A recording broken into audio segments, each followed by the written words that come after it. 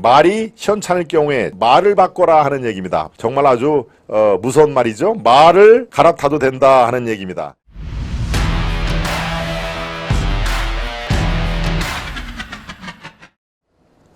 네, 이슈환입니다. 나 말고 헌법에 충성하라. 나 말고 헌법에 충성하라는 얘기를 누가 했을까요? 네, 윤 대통령이 새로운 차관들을 임명을 했죠. 네, 지난주 수요일입니까? 수요일날 새로운 차관들을 여러 명 임명을 했는데, 예, 그 중에서 5명이 바로 데리고 있던 용산 대통령실의 비서관들이었습니다.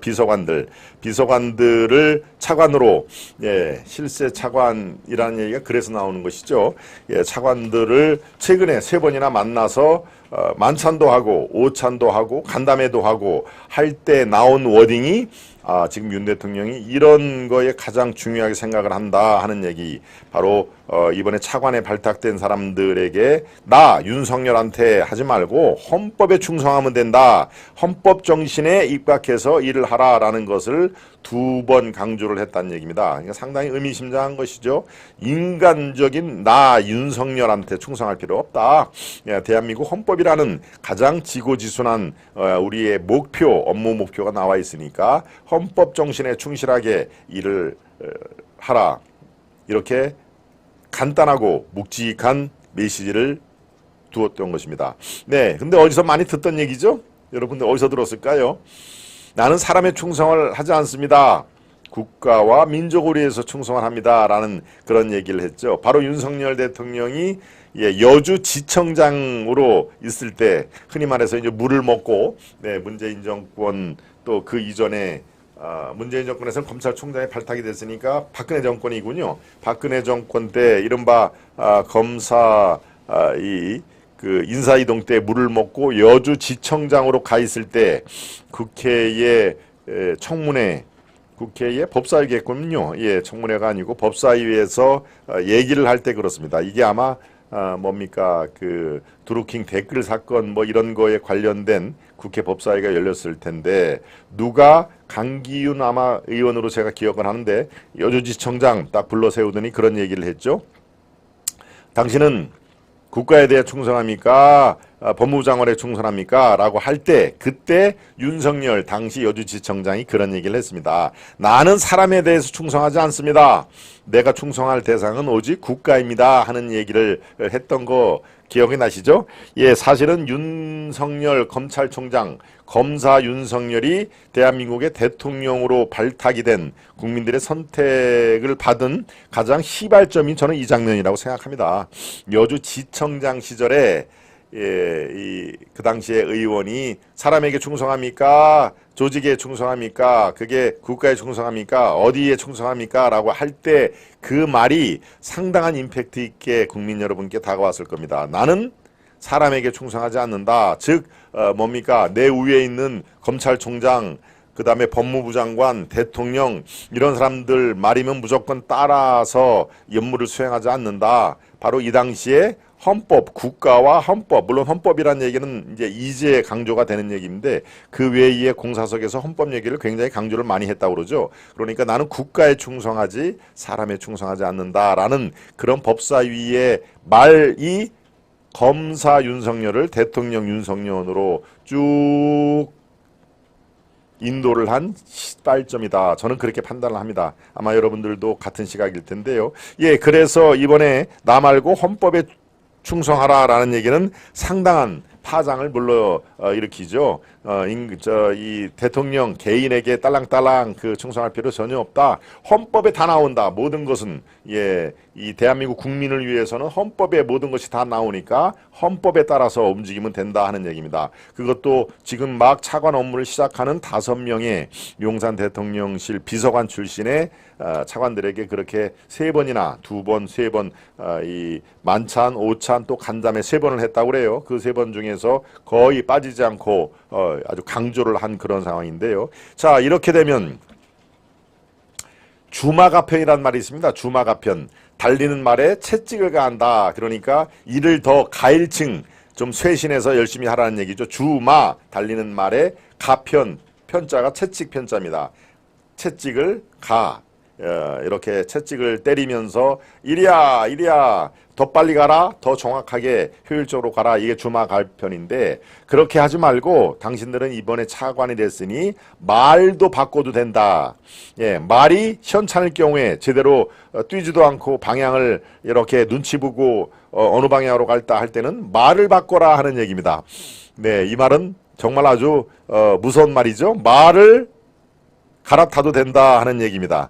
예, 그러니까 지금 관가의 관료들이 특히 1급, 2급, 상급들, 그걸 상급부터는 이제 고위 공무원들 단이라고 합니다. 고위 공무원단이 지금 사시나무 떨듯이 벌벌벌벌 떤다는 얘기입니다. 떤다는 얘기가 지금 나오고 있습니다. 필요하면 말도 바꿔도 된다. 그렇게 눈치나 보고 복지부동이나 하고 그리고 열심히 뛸 생각을 안 하고 아유 이 정권에서 그냥 적당히 있다가 또다시 민주당 정권에서 또 민주당이 정권을 뺏으면은 그때 장차관 한번 노려보면 되지 뭐라고 하는 예, 엉거주춤한 사람은 아예 속가 낼 필요가 있다. 말을 바꿔라. 말이 제대로 이 말을 달리지를 못하면은 그냥 그런 말에다가 주마가편 책찍만 칠 것이 아니라 아예 좋은 말로 좋은 말은 무궁무진하다. 대한민국의 똑똑한 관료들은 지금 줄을 서서 있으니까 괜히 1급이라고 힘주는 사람들 다 교체를 해도 된다. 바로 이렇게 해석이 되기 때문에 그렇습니다. 지금 관가에 인사 태풍이 불 것이다 하는 얘기를 그래서 나오는 것입니다. 예, 특히 통일부에 관련돼서는 아주 따끔한 지적을 했습니다. 통일부는 지금까지 북한을 지원하는 그런 부서로 성격을 아주 애매모호하게 됐는데 그런 통일부는 필요 없다는 얘기죠. 네, 이번에 새로운 통일부 장관으로 임명이 된 김영호 성신여대 교수, 저희 그 스튜디오에 나와서 방송도 한번 했죠. 여러분들이 아마 많은 시청률을 기록을 했을 텐데요. 바로 그 김영호 성신여대 교수입니다. 네. 대담을 하러 우리 아시아투데이에 와서 제 방도에서 티타임을 하고 그랬습니다만은 바로 예, 원리 원칙주의 그리고 이 김영호 성신여대 교수는 처음에 좌쪽 왼쪽에서 시작을 했던 그런 사람 아닙니까? 거기에 내로남불이라든가 그런 거에 아주 환멸을 느껴서 이제는 정말 보수파의 아주 든든한 기둥으로 된 그런 교수 출신인데요. 아마 통일부 장관 역할을 잘 할 것입니다. 통일부에 주문을 할 때 그렇게 얘기를 했습니다. 북한이 지금까지 북한의 지원부로서 통일부 바로 문재인 정권의 5년 동안의 그 실정들을 얘기를 한 것이죠.